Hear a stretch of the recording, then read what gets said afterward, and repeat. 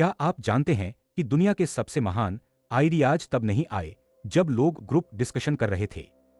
वे तब आए जब कोई इंसान बिल्कुल अकेला था, अपने खुद के विचारों के साथ।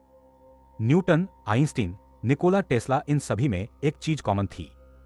इन सभी को अकेले रहना और अपने दिमाग में खो जाना बेहद पसंद था। आज के इस डिजिटल युग में अकेले रहने को एक सजा माना जाता है, लेकिन साइंस कुछ अलग ही कहानी बताता है। आज के इस वीडियो में हम सोलिट्यूड यानी अकेलेपन की गहरी साइकोलॉजी को समझेंगे। हम जानेंगे कि क्यों अकेलापन और माइंड वॉन्डरिंग यानी मन का भटकना जीनियस बनने के लिए सबसे जरूरी चाबी है। आजकल हम एक ऐसे वर्ल्ड में जी रहे हैं जहां डिस्ट्रैक्शन हर सेकंड हमारे पास आता है। जैसे ही हम बोर होते हैं, हम अपना स्मार्टफोन उठा लेते हैं। हम कभी भी अपने दिमाग को पूरी तरह से शांत और अकेला नहीं रहने देते। साइकोलॉजिस्ट्स का मानना है कि यह हमारी क्रिएटिविटी के लिए एक बहुत बड़ा खतरा है। जब आप लगातार सोशल मीडिया स्क्रॉल करते हैं, तो आपका ब्रेन कभी भी डीप थिंकिंग मोड में नहीं जा पाता। साइंटिफिक रिसर्च से पता चला है कि लोग अकेले कमरे में बिना फोन के रहने से बेहतर खुद को इलेक्ट्रिक शॉक देना पसंद करते हैं। यह दिखाता है कि हम अकेले रहने से कितना डरते हैं। लेकिन इसी डर के पीछे एक बहुत बड़ा सीक्रेट छुपा हुआ है। जो लोग इस अकेलेपन से नहीं डरते, वे अपने दिमाग के उस हिस्से को एक्टिवेट कर लेते हैं जिसे हम जीनियस कहते हैं। चलिए अब इस बात को न्यूरोसाइंस के नजरिए से समझते हैं। हमारे ब्रेन में एक बहुत ही खास नेटवर्क होता है जिसे डिफॉल्ट मोड नेटवर्क या डीएमएन कहा जाता है। यह नेटवर्क तब एक्टिवेट होता है जब हम कोई स्पेसिफिक काम नहीं कर रहे होते हैं। जब आप सोफे पर बैठकर खिड़की से बाहर देख रहे होते हैं या बिना किसी काम के टहल रहे होते हैं, तब आपका डीएमएन पूरी ताकत से काम कर रहा होता है। इस स्टेट को हम साइंटिफिक भाषा में माइंड वॉन्डरिंग कहते हैं। बहुत से लोग सोचते हैं कि माइंड वॉन्डरिंग एक टाइम वेस्ट है, लेकिन असल में जब आपका माइंड वॉन्डर कर रहा होता है, तब आपका ब्रेन अलग अलग मेमोरी और इंफॉर्मेशन को आपस में कनेक्ट कर रहा होता है। यह वह समय होता है जब आपके सबकॉन्शियस माइंड में नए और यूनिक आइडियाज शेप लेते हैं। बिना इस डीएमएन एक्टिवेशन के आप कभी भी किसी out of the box idea तक नहीं पहुंच सकते। इतिहास के पन्नों को पलटकर देखें तो हमें इसके अनगिनत एग्जाम्पल्स मिलते हैं। साल 1665 में जब लंदन में ग्रेट प्लेग फैला था, तब आइजैक न्यूटन को अपने घर वापस जाना पड़ा था।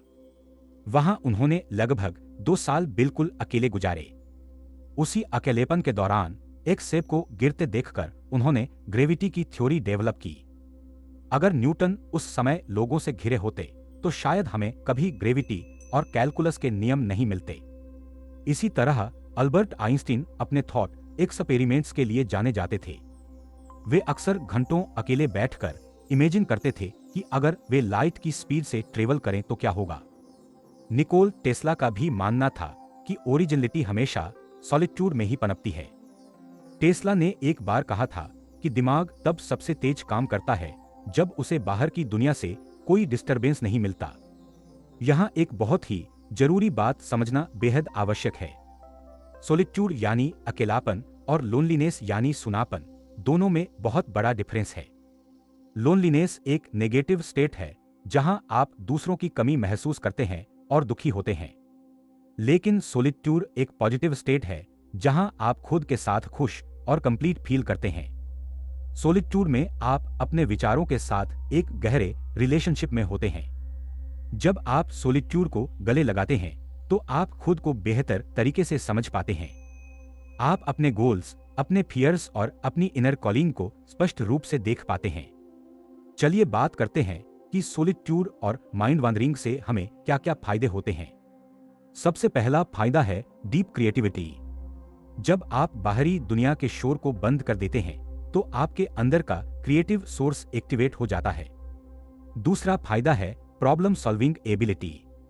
जब आप किसी प्रॉब्लम पर बहुत ज्यादा फोकस करते हैं और फिर अचानक ब्रेक लेकर अकेले बैठ जाते हैं, तो आपका सबकॉन्शियस माइंड उस प्रॉब्लम का सॉल्यूशन ढूंढ निकालता है। इसे हम यूरिका मोमेंट भी कहते हैं। तीसरा फायदा है इमोशनल हीलिंग और मेंटल क्लैरिटी। अकेले रहने से हमारे ब्रेन का स्ट्रेस लेवल कम होता है और हम ज्यादा फोकस्ड महसूस करते हैं।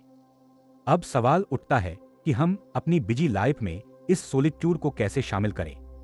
इसके लिए आपको हिमालय पर जाने की जरूरत नहीं है।